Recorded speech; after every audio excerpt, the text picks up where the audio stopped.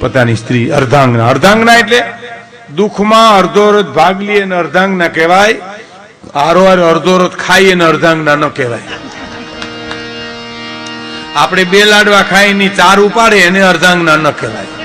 અર્ધાંગના તો અર્ધોરથ દુઃખમાં ભાગ લે એને અર્ધાંગના કહેવાય. અને ઈ અર્ધાંગના સ્વર્ગસ્થ ગિરધર બાપા અને સવિતાબેન, જે પતિની સાથે જેને અર્ધો અરજ જિંદગી કરી, એનું આ ફળ છે. આ બધું આજે સંપ છે. આ છયે ભાઈઓનો પરિવાર, છયે ભાઈઓ તો હોય બાપ, પણ બહારની આવેલી બાયુ એક રીએ, એ બહુ મોટી વાત છે. એ ધન્યવાદ તો હું મારી બહેનોને આપું છું. આ છયે છ બહેનોને આપું છું કે બહેનો તમારા માતા પિતાને ધન્ય છે કે તમને આવા સંસ્કારના સિંચન કર્યા છે. સાહેબ, આ કોઈ ખોટા વખાણ નથી. સમાજને આ સંદેશ પહોંચવો જોઈએ. સમાજને કહેવું જોઈએ કે આમ પણ